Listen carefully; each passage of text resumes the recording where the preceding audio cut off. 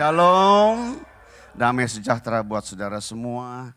Dan terima kasih saudara bisa bersatu hati bersama dengan saya, kita menyembah yang agung. Amin. Worshiping God itu, menyembah Tuhan itu perlu kesatuan hati. Bukan kemampuan, bukan kemahiran, bukan kehebatan. Saya bukan seorang yang punya kemampuan, tapi saya seorang yang punya kerinduan. Kalau kerinduan plus kerinduan pasti sampai kepada kesempurnaan. Amin. Amin. Jadi kalau saya rindu, saudara enggak rindu, cuma saya yang sampai. Jadi saya saja yang menang, saya saja yang puas, saudara enggak puas. Kehadiran saya di sini bukan untuk dapatkan kepuasan diri, tapi kepuasan gereja. Sekali lagi tepuk tangan buat Tuhan kita. Puji Tuhan, ya. Saya sudah dikenalkan nama saya tadi ya. Sudah ya, saya Frankie Hardipura, saya konco lama dengan Bapak Gembala. Apa itu konco lama? Old friend, sahabat lama. Gak jumpa lama sekali. Jumpa-jumpa di tempat makan saudara. Dan saya diberi kesempatan untuk melayani. Adalah anugerah. Katakan sama-sama anugerah. Anugerah kan itu enggak bisa dipikir manusia. Anugerah enggak bisa dicerna manusia, adalah kebaikan Tuhan. And suddenly tiba-tiba bisa datang begitu saja. Puji Tuhan. Yang pasti nama saya Frankie, istri saya cuma satu dan satu-satunya. Ya, dia berkebangsaan Filipina Spanyol. Mendampingi saya sudah how many years? Berapa tahun kita nikah? 38 tahun. Ya. Istri satu, anak tiga, mantu dua, cucu 6, saudara. Tapi cucu saya masih pitik-pitik. Kalau cucunya Pak Gembala itu sudah gede tenan. Besar-besar, dewasa semua. Nah saudara, menyingkat waktu, saya minta waktu kalau bisa jangan 45 menit. Karena saya kan diundang lama sekali di sini. 10 tahun baru diundang. So don't limit me with 45 minutes. Makes me 50 or 55 minutes. Oke? 50-55 menit saudara keberatan gak? Coba di sini keberatan gak? Sini? Ya kalah kamu. Cuma satu keberatan Pak Yosuanya. Apa-apa lebih-lebih 5-10 menit. Yang penting ada muatannya. Saudara mengerti pemahaman firman pada sore hari ini. Nah mengawali khotbah saya yang pertama saudara. Belum masuk kepada topik yang saya sudah saya siapkan buat sore hari ini. Mengawali khotbah saya. Yang pertama terlebih dahulu dari meja pelayanan saya ada 2 pengeroposan kualitas yang saya timbang saudara. Ya. Kalau dari meja pelayanan saya berarti it means dari keterbatasan saya. Ya, dari keterbatasan saya. Setiap kita tentunya tidak ada yang sempurna di sini. Kita semua punya keterbatasan. Keterbatasan saya mungkin inilah timbangan saya. Tapi mungkin tidak termasuk dalam keterbatasan saudara. Jadi keterbatasan saya saudara anggap, nggak wajar itu. Bisa saja. So, hargai saja pandangan saya. Gak perlu juga saudara terima. Ya, gak perlu juga saudara bisa terjaring di dalam pengertian saya. Saya gak harap itu sih.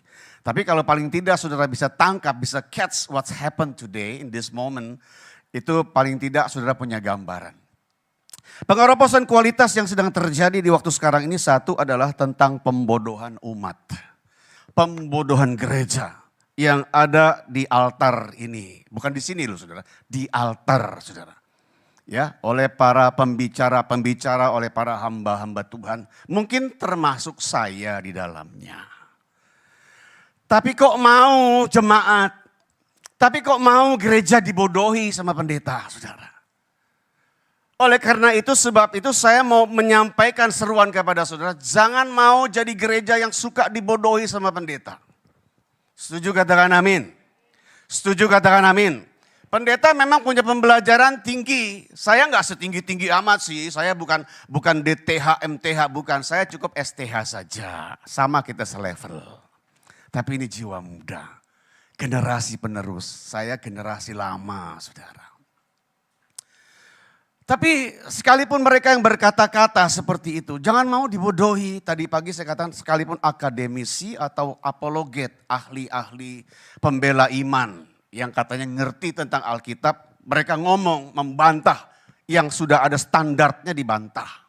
Ya, nah, saudara, pembodohan umat sedang ada bergerak sekarang. Tapi sekali lagi kok gereja mau dibodohi. Ketajaman mutunya saya lihat pembelajaran edukasinya nggak lagi berfokus kepada integritas pengabdian. Saya perhatikan itu, tapi lebih kepada healthy-nya. Lebih kepada covenant-nya. Mereka lebih banyak berseru kepada perjanjiannya. Ya Pak ya? Ya apa ya yang saudara lihat yang nyata? Lebih banyak berseru kepada meaning-nya, berkatnya, blessing-nya, prosperity-nya, greatness-nya, kemegahannya. Selalu yang diceritakan itu sekarang. Saya mau sampaikan buat saudara, jadi cerdas. Jangan mudah tertipu saudara. Kalau namanya greatness, kalau namanya prosperity, kebesaran, keakbaran, kemegahan, atau kemakmuran, atau kesehatan, memang itu sudah merupakan mutlak esensi perjanjian Tuhan buat gereja. Percaya katakan amin. Memang sudah perjanjian Tuhan. Mengapa kita harus fokus ke sana? Saudara enggak punya pertimbangan ke sana, saudara enggak bisa ngatur Tuhan, saudara. Kapan Tuhan mau kasih kesehatan, kapan Tuhan mau kasih kemegahan, kapan Tuhan mau jawab doa saudara. It's not your business, bukan urusanmu. Jadi saudara mesti anggap pembelajaran yang sangat dasar sekali. Kalau saya mau katakan pelajaran Bento van der Hoflock saudara. Maaf bicara loh, saya ngomong keras. Ya karena memang itu mereka ajarkan. Mereka tinggalkan standar yang sebenarnya. Bagaimana mutunya untuk Tuhan. Tapi mereka ajarkan kepada jemaat, kepada gereja bukan itu. Tapi covenant-nya. Tuhan ini begini, Tuhan ini begini. Semua manusia dalam Kristus Yesus sudah tahu. Tuhan kita tuh baik. Gak usah lagi diceritakan. Gak usah dipancing-pancing saudara. Gak usah dijebak-jebak, gak usah perangkap jemaat. Biarlah sekalian didengar di live streaming ini, gak apa-apa. Gak peduli saya saudara. Dengan kegerakan yang sedang ada sekarang berputar begitu saja. Gak jadi pinter jemaatnya. Kenapa? Klasiknya terus ditempa begitu. Kita dari dulu memang sudah diajar berkat kok. Amin. Sekarang kita menjemput, menyambut kedatangan Tuhan. We must prepare ourselves. Kita harus siapkan diri kita lebih matang lagi bagaimana menjadi keserupaan dengan Kristus. Kalau tadi punya sambutan firman saya, jadi bukan lagi egosentris, kristosentris. Betul tadi sebutkan itu. Kesana dong, kesana dong senternya. Jangan kamu terus, selfish kamu. Ke gereja cuma cari supaya Tuhan tolong. Ke gereja cuma cari supaya Tuhan sembuhkan. Ke gereja cuma cari kalau Tuhan cuma harus jawab doa saya. Kalau enggak, mau apa emangnya? Emangnya lu mau ngatur Tuhan? Kan gak begitu saudara dalam iman Kristen. Amin saudara. Maka jangan lihat siapa orang tuh yang tampil di mimbar ini kelihatan keren. Kepalsuan banyak saudara. Kelihatan hebat, kemunafikan banyak saudara. Tadi pagi ibu koordinator bilang, kita boleh sama rupa tapi karakter berbeda. Betul bu? Iya, saya sama Anda sama rupa dipandang Tuhan. Tapi karakterku dan karaktermu pasti berbeda. Kamu mungkin lebih lembut dari saya enggak peduli. Saya keras, tapi kekerasan saya untuk membentuk saudara. Lagi juga ngapain saya keras-keras, saya dibayar bukan untuk kasih kekerasan. Saudara capek deh mulut gue. Tapi kalau memang Tuhan mau berbicara yang tegas, kita harus terima dengan lapang hati. Amin. Ini yang saya katakan tambah 10 menit di sini. Belum masuk kepada sumber khotbah saya. 2, ya. Coba kalau kita mau lihat saja deh. Dukungan ayatnya ada gak pembodohan ini? Di Keluaran pasal 34 ayat 14. Saya mencoba untuk membaca ayat yang hampir serupa dengan yang saya terjemahkan. Saya nggak ambil dari terjemahan baru, beda bunyinya. Saya ambil dari terjemahan Shelaber tahun 2010. Shelaber 2010. Bunyinya seperti ini, disebutkan seruannya seperti ini. Perkataannya seperti ini. Keluaran 34 ayat 14. Engkau, kata Tuhan, tidak boleh sujud menyembah ilah lain. See? Kita nggak boleh sujud menyembah ilah lain. Ya jangan worship, jangan sembah berkat, saudara. Jangan idolakan pendetanya siapapun, jangan pernah kau idolakan. Kecewa kamu nanti. Kecewa kamu nanti, sungguh loh. Karena pendeta pendeta, manusia punya kekurangan, punya kelemahan, punya keterbatasan. Jadi nggak perlu saudara idolakan saya atau pendeta siapapun, hebatnya dia, nggak usah diidolakan. Karena Tuhan benci. Tuhan kita Tuhan yang cemburu adanya. Karena Allah yang namanya penuntut kesetiaan adalah Tuhan yang tidak mau diduakan. Itu bunyiannya begitu.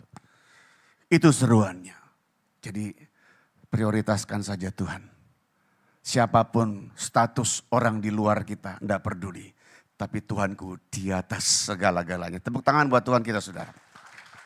Dua, yang saya lihat selain pembodohan yang sedang terjadi, yang diserukan di gereja-gereja adalah inkonsisten. Ya, inkonsisten di mana rentan sekali, jemaat ini mudah dihasut, mudah dibiaskan, mudah dipengaruhi. Apalagi kalau yang berbicara, yang bersuara itu orang yang punya nama, orang yang punya uang, orang yang punya kedudukan. Langsung aja ditelan mentah-mentah, saudara, tanpa lagi dicari dulu kebenarannya. Jadi kalau besok-besok Pak Yosua, Pak Gembala dengar ada suara tentang Frankie, please call me, talk to me directly. Jangan percaya sama orang yang kita walaupun dia kenal baik sama kita. Karena lagi musimnya seperti itu sekarang, menceritakan seseorang. Kalau yang baik sih oke-oke aja. Yang diceritakannya yang tidak baik dan ditambahkan bumbunya, saudara. Kan gak penting ini. Katakan 2-3, gak penting itu 2-3. Gak penting lah itu, saudara. Tapi yang terjadi, it's happening now, jemaat seperti itu. Kalau yang punya uang ngomong, langsung aja dipercaya.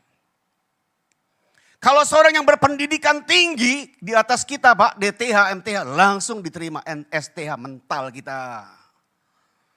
Gak ada guna, lu cuma punya bahasa tinggi-tinggi. Gak didengar kita.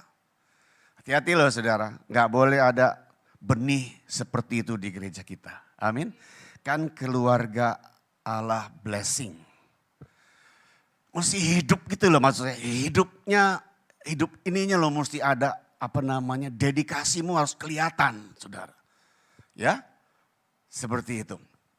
Jadi begini ada ayat dukungannya saudara. Pesannya buat kita di 1 Korintus. Pasal 16 ayat 13. Untuk poin yang kedua ini dalam terjemahan firman Allah yang hidup dituliskan seperti ini. Kenapa sih Pak Frankie tidak ambil dari terjemahan baru? Ya enggak apa-apa sih, enggak masalah juga. Tapi saya mencoba untuk mengklikkan pengertian saya dari bunyi-bunyian ayat yang lebih cocok di sana.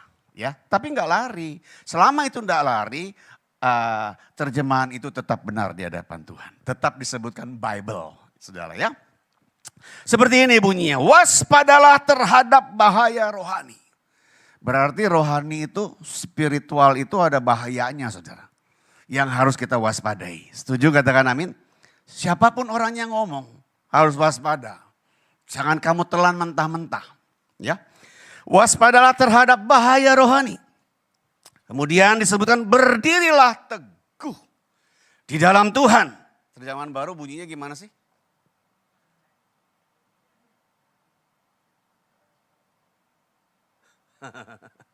Ini yang mana nih? Dua-duanya sama ini. Oh, berarti saya yang lain. Ya, tapi paling tidak kan ke sana toh. Berdirilah teguh di dalam Tuhan, kuatkan diri dan bersikaplah sebagai orang dewasa. Itu dalam terjemahan firman Allah yang hidup. Be mature. Tunjukkan kematuritasanmu. Tunjukkan kedewasaanmu. Itu kredibilitas, saudara. Itu integritas. Tunjukkan kau dewasa. Jangan cuma dewasa tua umurmu. Enggak. Tapi dalammu punya mutu. Itu loh saudara. Tunjukkan kedewasaan kita. Nah itu dua pesan saya. Menghadapi, melihat, mendengar, mencerdasi, mencakapi keadaan yang sedang ada sekarang ini. Ya, media sosial yang namanya duk cek duk.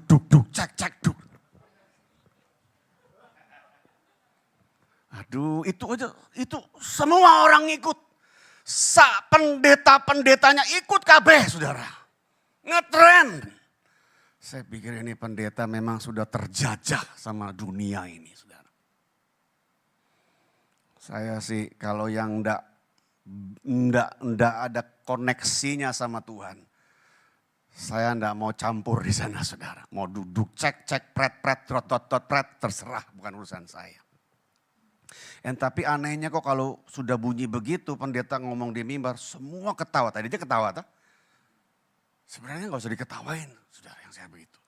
Kita datang ke sini kan bukan untuk melihat stand up komedi toh. Setuju katakan amin? Tapi berapa banyak sekarang gereja yang disajikan stand up komedi. Pendeta ngebanyol tok isinya saudara. Sorry to say loh, saya 37 tahun melayani. Kapan waktu saya tidak ada pelayanan, saya duduk di belakang. Saya sangat merasa tidak sama sekali terima pengajaran. Yang ada tertawa terus dari awal sampai akhir. Wah. Ditanya, Pak tadi khotbah apa? Gak tahu saya. Pokoknya temanya apa Pak? Saudara. Aduh kasihan. Saya melihat keadaan sekarang ya memang saya enggak punya gereja sih saudara. Saya tuh pengkhotbah yang suka diundang keliling. Saya lihat keadaan gereja nih, takut saya. Kalau tadi pagi saya katakan Indonesia sedang tidak baik-baik saja. Saya mau bicara juga, tadi pagi sudah saya ucapkan. Gereja Kristen sedang tidak baik-baik saja. Kalau kamu tidak hati-hati kamu terperangkap di sana. Jadi kalau kamu sudah ada di sini, setialah di sini. Amin. Amin. Apapun yang kamu terima, terimalah sudah. Itu yang terbaik. Amin. Keluar sedikit kamu tidak cerdas telingamu, kamu ketangkap mereka. Sekarang soalnya bukan memenangkan jiwa bagi Tuhan. Bagaimana merebut jiwa antar gereja sebanyak-banyaknya. Ya itu yang saya tahu karena saya orang luar saudara. Saya bukan gembala, saya melihat kok begini ya. Kok agak sedikit aneh, unik, tapi nyata saudara. Itu dua. Yang kedua, ya itu pesan saya dari saya. Saudara boleh timbang, saudara boleh terima, saudara boleh abaikan. Karena saya katakan tadi keterbatasan kita berbeda. Mungkin pertimbangan saudara lain lagi. Ada yang bicara begini, who cares, I don't care. Yang penting gereja di sini. Boleh juga. Tapi paling tidak masukan buat saudara. Ya, ikut itu yang sedang terjadi. Kedua, merespon tema lokal yang beresensikan kalau tadi pagi. Ya, saya lebih banyak berbicara tentang integritas dan kompetensi. Beresensikan tema lokal sebelum dicabut tuh spanduknya. Udah dirubah, udah diganti spanduknya ya. Udah ya, tadi pagi masih saya lihat masih spanduk yang lama. Beresensikan kesempurnaan dan kepadanan identitas. Saya tangkapnya di sana. Merespon tema lokal yang beresensikan kesempurnaan dan kepadanan identitas dalam standar hukum. Jadi harus punya identitas kita tuh harus standarnya harus hukum Tuhan. Tidak bisa tidak, standarnya hukum Tuhan. Topik pilihan saya sore hari ini adalah tentang progres dan stabilitas. Ya, kalau tadi pagi saya bicara apa? Temanya tadi apa ya? Tadi pagi apa ya? Pak Yosua juga gak inget nih. Payah dulu. Intelektualisme, kompetensi. Ya, yang kedua ini Kita akan belajar tentang progres dan stabilitas. Progress it means kemajuan, ya. Kemajuan, stabilitas itu stabil, enggak goyah, seimbang, balance, saudara. Kalau maju harus seimbang. Maju harus resisten, tahan, enggak boleh berubah. Setuju, katakan amin? Maju, resisten, ya. Konteksnya terambil dari statementnya Rasul Paulus di Filipi pasal 3.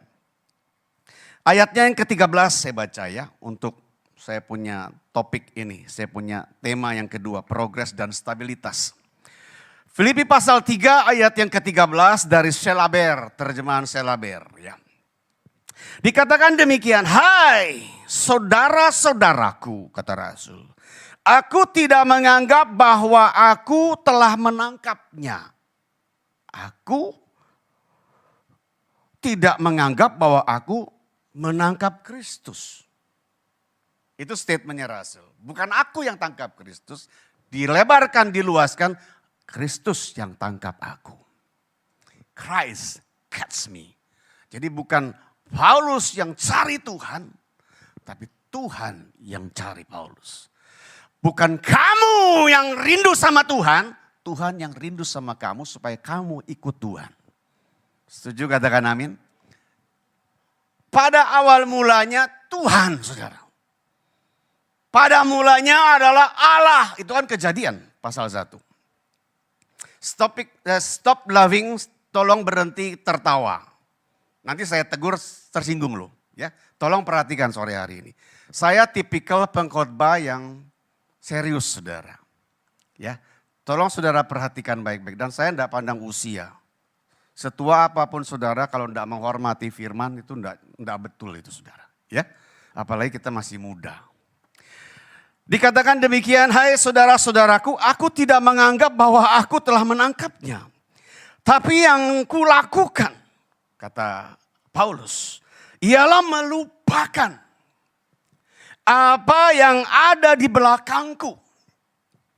Dan, tolong digarisbawahi, ini progres. Melupakan apa yang di belakang dan berusaha, berikhtiar, berupaya menggapai apa yang ada di depanku. Ini progres. Jadi begitu kamu terima Yesus sebagai Tuhan dan Juru Selamat, harus ada kemajuan. Setuju, katakan amin? Jangan konsepmu langsung pelayanan. Dah, bukan di sana. Progres itu tidak saja langsung terima Yesus langsung pelayanan. Enggak. Ada kemajuan spiritualmu, pertumbuhan, perkembangan, pembelajaran. Baru masuk ke ruang berikutnya. Siap dan kamu baru boleh melayani. Supaya kamu bukan pelayan karbitan, saudara. Siapapun kita, pemain tamborin, nggak boleh karbitan, saudara. Amin. Harus ada proses. Ini sebenarnya tugas gembala yang ngajar, bukan saya. Tapi saya cuma nyampaikan dari dasar kebenaran. Jadi tolong Bapak, Ibu, adik-adikku jangan tersinggung. Oke? Oke? Saya enggak marah-marah kok. Tapi kalau saudara tersungging silakan aja. Ya, untuk memajukan saudara, untuk memajukan kita semua. Nah, progres ya, menggapai apa yang ada di depannya, dia kejar, dia cari. Tapi bukan saja progres, ayat 14. Aku berlari menuju sasaran. Ini stabilitas. Dia lari terus. Dia lari. Bukan maju terus jalan santai. Enggak. Dia berlari. Saudara. Ini namanya stabilitas. Jaga ketahanan, saudara. Ya, jaga speednya, dijaga. Jangan sebentar panas, sebentar dingin, saudara. Enggak, panas terus, saudara. Amin. Semangat terus. Untuk apa sih? Untuk memperoleh pahala. Katakan amin. Nah, Tuhan mau kasih kita pahala atau tidak ya bagian Tuhan. Tapi kita punya satu tujuan, punya destinasi, punya fokus. Yaitu untuk mencapai pahala yang sudah dipersiapkan oleh Tuhan. yang sudah dipersiapkan loh. Kita tidak bisa milih loh. Tuhan sudah prepare the blessing untuk setiap kita, berbeda semua. Talenta berbeda semua. Panggilan berbeda semua. Utusan berbeda semua. Ya, untuk memperoleh pahala yaitu yang dari panggilan surgawi. Ini kalau dari terjemahan Stella Adler jelas sekali. Ya. Yang dari panggilan surgawi dari Allah dalam Isa Al-Masih. Jadi Tuhan sudah prepare. Tapi Tuhan mau kita berikhtiar, berupaya, berusaha, maju. Enggak diam di tempat. Enggak hanya terima Kristus sebagai Tuhan dan Juru Selamat, tapi maju. Belajar membuka dirimu untuk ditegur, untuk dinasehati, untuk dibentuk. Jangan cepat sakit hati, saudara. Rugi loh nanti. Rugi loh kalau gereja cepat tersinggungan tuh saudara yang rugi. Terus saudara mau pindah-pindah seperti jemaat kupu-kupu gitu, terbang, hinggap. Saudara nggak ada gereja yang sempurna. Nggak ada. Pendeta yang sempurna. Nggak ada saudara. Semua sama aja. Yang sempurna cuma satu. Yesus Kristus Tuhan. Tepuk tangan buat Tuhan kita. Jadi mesti hatimu ini loh. Mesti mature betul, dewasa saudara. Saya kenapa keras sih khotbah saya? Karena saya dibentuk dari sana saudara. Sementara pendeta khotbah, saya zamannya saat itu saya gak sebut ya karena itu kode etik gereja. Sebuah gereja di Jakarta. Sementara pendeta lagi khotbah, saya cengenges, cengangas, congongos. What does that mean? Apa? Ketawa ketiwi terus. Saya, bukan saudara.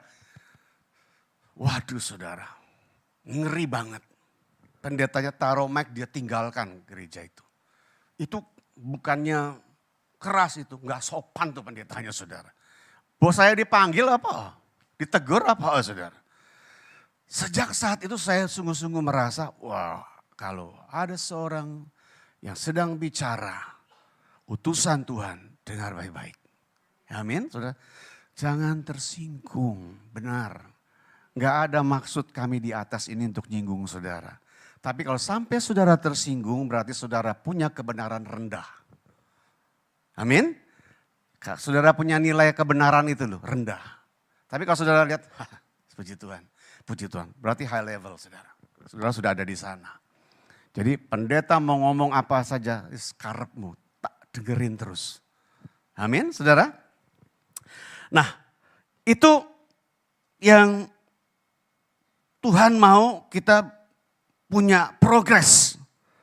Diajarkan Rasul stabilitas dalam keimanan kita. Ya, bertolak dari gagasan inilah. Ini baru masuk loh. 30 menit lagi Pak. Enggak apa-apa tak? Sini enggak apa-apa sebelah sini. Enggak marah. Enggak betul tersinggung. Sebelah sini. Sebelah sana, kok bilang enggaknya takut sama yang koordinator ini. Kalau memang enggak boleh saya persempit saudara. Tapi ini sayang loh, ini soalnya edukasi saudara, pengetahuan. Saya buat materi ini, saya belajar loh saudara, enggak asalan. Enggak abal-abal. Istri saya tuh tahu kalau saya buat bahan materi. Enggak 1-2 hari, sorry ya, sebulan saya duduknya.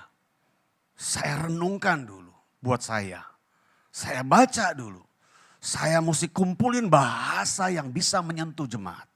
Enggak asalan saudara, enggak mau saya asalan. Ya, jadi saya mau yang maksimal buat saudara. Paling tidak mungkin kita ketemu 1 tahun lagi barangkali kalau masih diundang. Kalau masih ingat saya, Bapak yang ada di Cina sekarang. Pak Gunawan. Apa mungkin dia lihat kali ya lewat live streaming. Terus Pak Franky ngomong, terus Pak Franky di sana. Nggak apa-apa Pak, ya silahkan mau ngomong apa. Ya. Emangnya gue pikirin, ya. Kan you jauh di sana ya. Saya suruh you pergi jauh, I can datang you pergi ya. Nggak apa-apa. Saudara yang sampai momen ini saudara diberkati, coba angkat tangan saudara. Tepuk tangan buat Tuhan kita.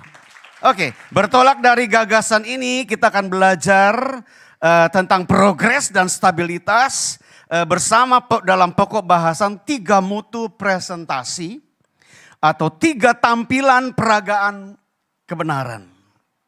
3 presentasi, 3 tampilan peragaan kebenaran. Jadi anak-anak Tuhan, gereja harus menampilkan pola kebenaran. Dalam Kristus ini harus begini. Gitu. Tadi pagi saya ngomong tentang kepribadian personalitas. Ini tampilan peragaan. Yang pertama kalau dari, ini saya punya ya Pak. Dari 2 Korintus pasal 10, ayat yang 2 Korintus pasal yang ke-10 adalah tentang eksesif. Yang pertama, eksesif. 1, 2, sekali lagi, eksesif. Eksesif it means adalah tampilan sifat atau karakter spiritual yang berlebihan. Over spirit, harus saudara. Saya dulu agak janggal kalau lihat Ibu Frankie ini terlalu over spiritual. Dikit-dikit sisirnya jatuh, ya Tuhan Yesus. Saudara. Sedikit-sedikit nama Tuhan disebut. Padahal kita berkata, janganlah kamu menyebut nama Tuhan Allahmu tidak dengan hormat. Dia sebut terus. Saudara. Habis duit, ya Tuhan Yesus. Saudara. Lihat orang buruk rupanya, ya Tuhan Yesus, salah apa tuh orang tuanya? Gak ada salahnya orang tuanya, melahirkan anaknya cacat, gak ada yang salah. Yohanes pasal 9, untuk menyatakan pekerjaan Tuhan lebih lagi. Ayat 1 dan seterusnya saudara baca nanti. Tapi itu tampilan yang sangat over spirit saudara. Ya memang orang-orang yang sekitarnya mungkin akan geli dengarnya. Ya. Rasa gak nyaman gitu. Ya. Aduh rasanya seperti kalau boleh saya bicarakan dengan bahasa rasa perut mual muak dengar orang-orang seperti itu. Iya apa ya? Coba katakan iya. Coba katakan iya saudara. Iya emang. Jujur loh. Kalau kita lihat orang yang terlalu over spiritual. Kan geli toh lihatnya. Risih toh. Risih gak?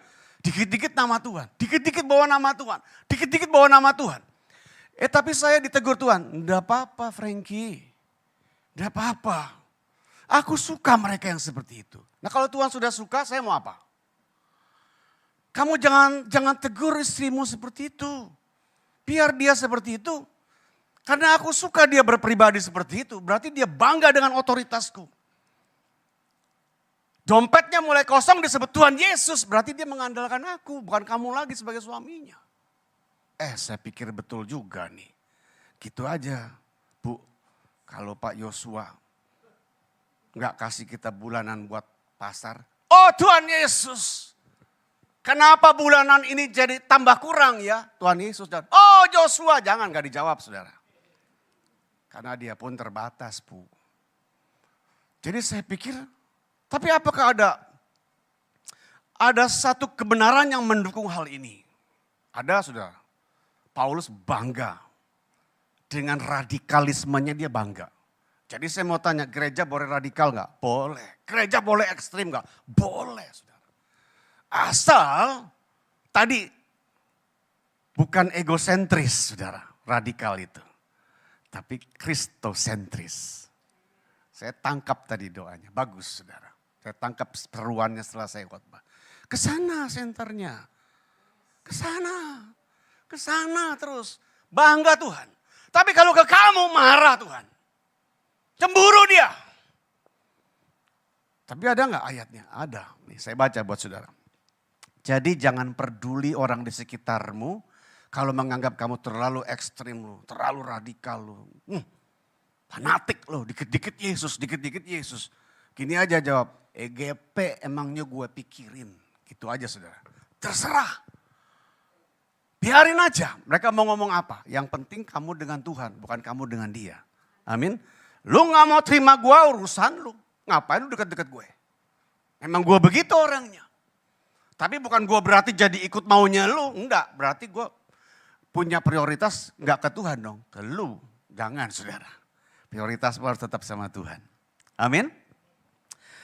Ayatnya seperti ini saudara. Di ayat yang ke-8. 2 Korintus 10 ayat 8. Di terjemahan Alkitab yang terbuka. AYT. Ya. Bunyinya begini. Bahkan kata Rasul. Kalaupun aku agak berlebihan. Kalaupun aku agak radikal, kata Paulus. Persamaan katanya sinonimnya seperti itu. Kalaupun aku terlalu ekstrim membanggakan otoritas. Membanggakan Kristus. Membanggakan Allah. Membanggakan Elohim. Membanggakan Tuhan. Katanya. Kata Paulus seperti itu. Membanggakan otoritas yang Allah berikan kepada kami. Untuk membangun kamu. Dan bukan untuk menghancurkan kamu, aku tidak malu, kata Rasul. I am not feel ashamed having a radical for God. Gue gak pernah malu kalau gue radikal untuk Tuhan. Itu mesti saudara pegang. Nah, saya tekankan juga buat Ibu Franky, gak perlu peduli suara saya Bu. Kalau kamu memang radikal buat Tuhan, it's okay. Tapi bukan untuk menghancurkan aku tentunya, untuk membangun aku. Saya dari pengertian itu saya tangkap, oh you build me. Dia juga ajar saya, maka saya tanya sama Tuhan, kok kenapa? Ada gak Tuhan supaya saya bisa membenarkan statementnya istriku, dia ini gak salah seperti ini. Dapat saya untuk kamu. Jadi pembelajaran saya dapat dari kehidupan hari-hari. Jadi kelemahan seseorang jangan dinilai dari keterbatasanmu. Amin. Tanya sama Tuhan, meaningnya apa nih buat saya? Ya.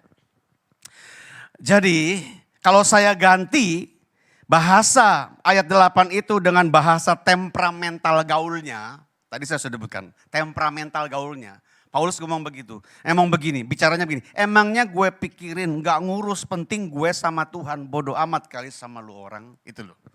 Baru bahasa temperamental gaulnya ayat tadi bunyinya begitu. Gak tahu udah terserah lu gak terima gue ya urusan lu. Yang penting gue sama Tuhan. Ya jadi saudara bicara tentang eksesif adalah sifat spiritual yang berlebihan harus ada pada kita. Gak usah malu. Berperan seperti itu gak usah malu. Ya, tapi ingat sekali lagi, bukan menghancurkan lingkunganmu. Tapi untuk membangun dia, memberikan pengertian kepada dia. Kalau dia sampai confused menghadapi kita, bingung, jelaskan. Aku seperti ini karena aku ngalami Tuhan dalam aku. Ya, aku enggak bisa paksa kamu ikuti seperti yang aku punya. Tapi kalau kamu mau coba silakan. Gitu loh saudara. Ya, kita mesti kasih satu advice sama orang yang berpandangan kita aneh. Enggak apa-apa kasih advice ya. Yang kedua saudara. Yang kedua kalau di Mazmur pasal ke-84 tentang eksesif ini. Spiritualisme itu adalah high level priority. Jadi bukan sifat yang berlebihan tapi prioritas tingkat tinggi. Katakan prioritas tingkat tinggi. Jadi prioritasmu tadi saya sudah sebutkan sedikit banyak sih. Prioritasmu harus tingkat tinggi. Selalu punya waktu khususnya dalam doa dan firman. Itu prioritas tingkat tinggi. Gak boleh saudara berkata, besok ada komunitas doa. Gak boleh kita berkata, aduh Pak kalau saya ada waktu. Gak boleh ada seperti itu perkataan. I am ready for God. Aku selalu siap untuk Tuhan. Katakan amin. Aku selalu siap untuk jam doa. Aku selalu siap untuk baca firman. Seperti yang dibuat oleh Daud, yang disaksikan oleh Daud dalam hidupnya. Di ayat yang ke-11, Mazmur 84. Lebih baik satu hari di pelataranmu daripada 1000 hari di tempat lain. Aku memujimu, aku menyembahmu. Kau Allah yang hidup dan menikmati semua kemurahanmu. David is a king. Daud raja. Daud imam. Betul nggak, saudara? Daud raja, he was a king. Raja, dia punya istana besar. Daud nabi. Daud imam, saudara. Bait Allah, tabernakel yang dia bawa setelah ditinggal sekian lama. Dia bawa, dia nggak bawa ke istana. Dia taruh di halaman. Tabut perjanjian itu loh. Kan sudah lama ditinggal oleh Musa. Nggak terurus, dia ambil. Dia bawa. Dia taruh di halaman, dia cuma tutup dengan kain putih, kemah. Sederhana sekali, very simple. Dia nggak bawa di istana. Ini perubahan struktur.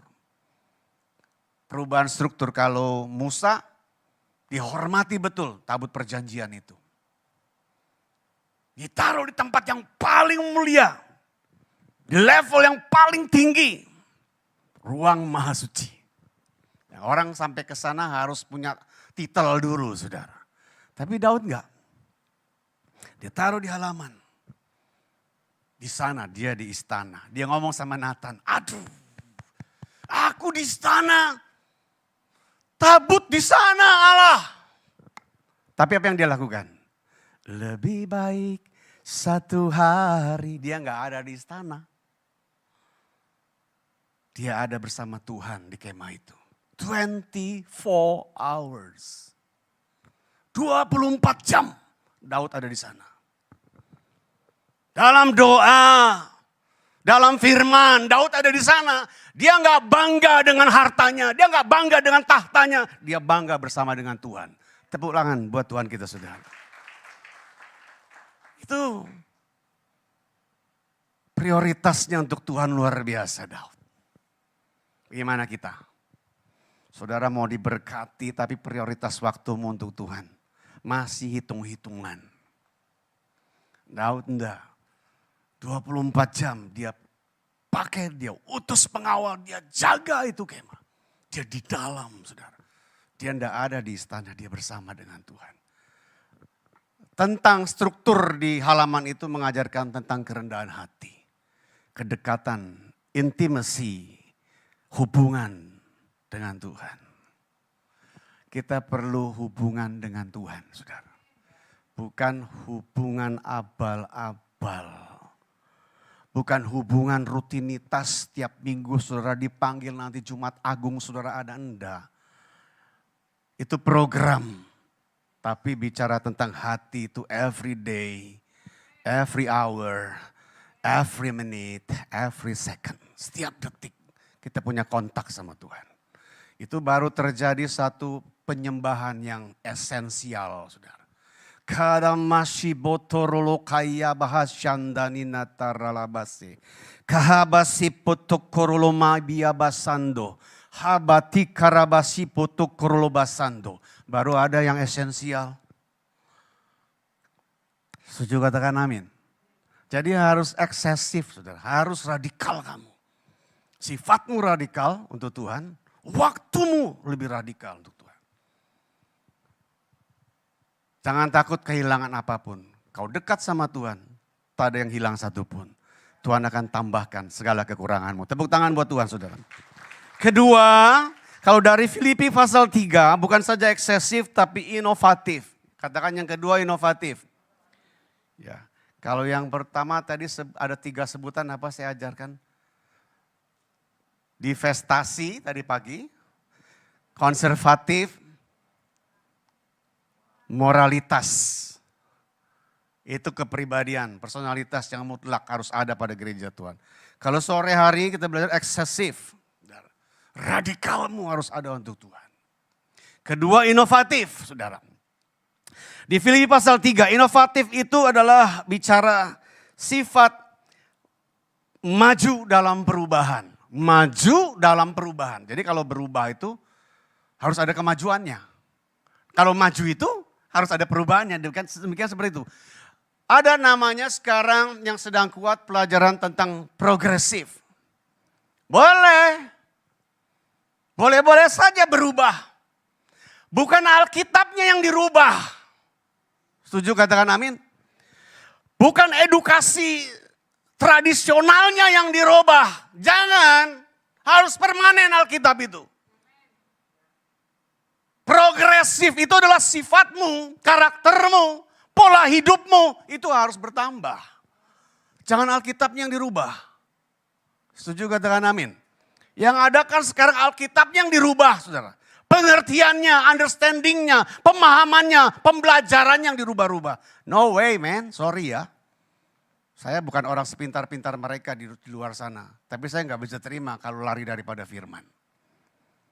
Tadi pagi juga Pak Joshua ngomong, kita punya standar Alkitab. Kita sudah punya satu program nanti. Apa Pak, mulai dari Matius itu. It's very important. Dekatkan dirimu supaya standar firman Tuhan itu nggak lari daripada kita. Itu bagus sekali Pak program itu. Penting di masa-masa sekarang. Kita perlu bekali diri kita. Maju dalam perubahan dikatakan di sana di ayat yang ke-7 dan 8. Ini ayat yang sangat klasik sekali ya. Inovatif, maju dalam perubahan. Filipi 3 ayat 7 dan 8. Tetapi apa yang dahulu merupakan keuntungan bagiku kata Rasul. Sekarang kuanggap rugi karena Kristus. Jadi kalau dalam Kristus semua apa yang dulu kamu punya semua kamu muliakan, agungkan gak ada artinya lagi. Setuju katakan amin. Malahanku segala sesuatu kuanggap rugi karena pengenalan akan Kristus. Ini terjemahan baru sih saudara. Lebih mulia daripada semuanya. Oleh karena dialah aku telah melepaskan semuanya itu. Menganggapnya sampah supaya aku memperoleh apa? Supaya aku memperoleh apa? Kristus. Untuk capai Tuhan, mesti abaikan semua. Maka Tuhan ngomong sama orang kaya. Kumpulkan semua hartamu yang ada, jual hartamu. Mari. Ikutlah aku. Orang kaya itu sedih saudara. Memang gak mudah ninggalin harta. Ya tadi pagi saya katakan gak mudah ninggalin predikat dan kehormatan. Tapi kalau kita berani bertindak, lepaskan semua itu. Kamu baru dapat Tuhan. Kamu baru dapat Kristus. Kamu baru dapat His grace. Kamu baru dapat perjanjian Tuhan. Kalau enggak, omong kosong. Kalau enggak, tipuan belaka. Kalau enggak, Alkitabnya buang saja saudara. Percuma. Kita ibadah tapi kita abaikan perintah Tuhan. Kalau saya konektivitaskan dengan Roma 11 ayat tadi. Saya konektivitaskan dengan Roma pasal 11 tentang perubahan. Yang signifikan itu adalah bicara tentang pembersihan diri, kebersihan diri. Yang dimana pola kebanggaan kita gak boleh lagi pada kepunyaan kita. Pola kebanggaan kita gak boleh lagi pada keberadaan kita. Pola kebanggaan kita gak boleh lagi pada pengetahuan kita, pengalaman kita. Gak boleh. Pak Frankie, saya undang. Nama lengkapnya Pak? Ya sudah enggak apa-apa. PDT, KPS kan pastor sekarang ini. Frankie Hadipura. Ada embel-embelnya Pak? Enggak usah pakai embel-embel. Itu loh Pak STH-nya. Buang saja STH-nya. Enggak penting STH buat saya. Sorry to say loh. Itu pun belum saya ambil sekarang STH-nya. Saya rasa enggak penting itu. Apalagi saya udah uzur umur saya.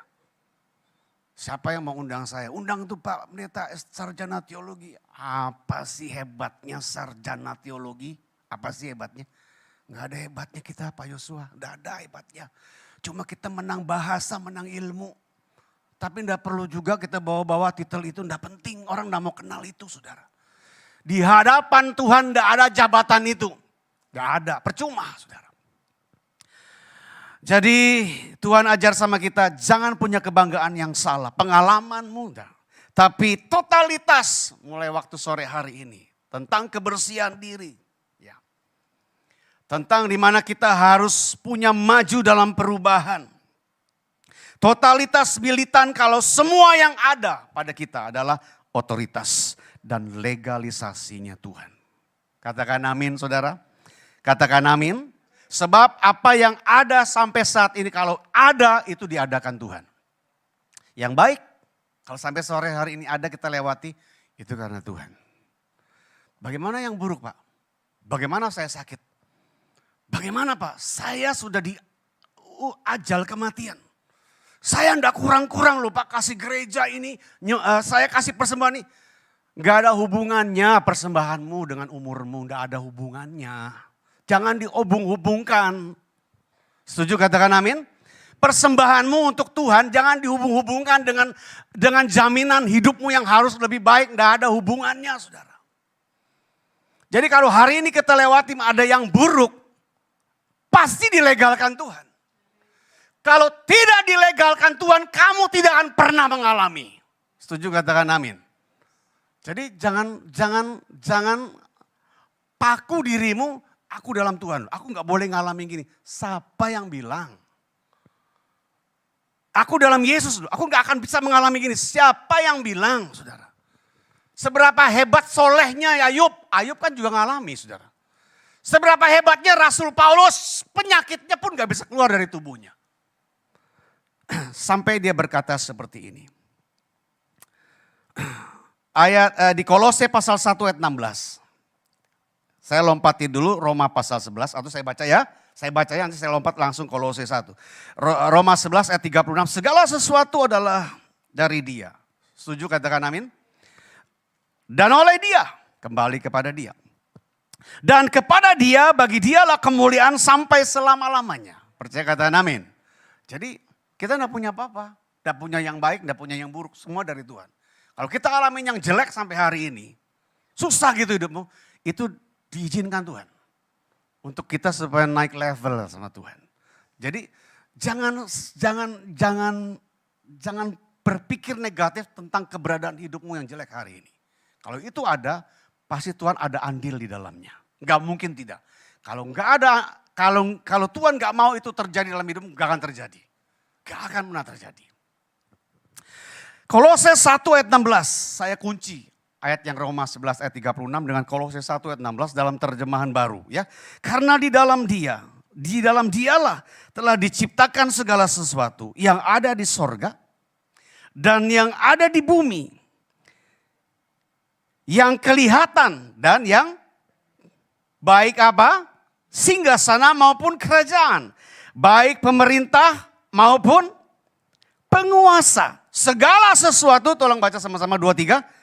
Diciptakan oleh Dia dan untuk Dia. Itu garis besarnya. Jadi apapun yang ada, kalau dalam legal Tuhan, dari Dia kepada kita, kembali untuk Dia, saudara. Jadi God has a big plan for us. Tuhan sangat punya rencana yang besar untuk kita. Jangan komplain terus. Jangan marah terus sama Tuhan. Kalau yang baik kau mau terima. Yang susah hidupmu menderita kau nggak mau terima. Belajar saudara. Yang baik, yang buruk. Kalau diizinkan ada dalam hidup kita. Itu pasti Tuhan sedang punya rencana dalam hidup kita. Percaya katakan amin, tepuk tangan buat Tuhan kita. Dan yang ketiga saudara. Ketiga adalah permissive. Tadi pertama apa? Excessive. Kedua apa? Inovatif. Yang ketiga permissive. Terambil dari Mazmur pasal 26. Saudara catat ya. Mazmur 26. Permissive yaitu keterbukaan diri.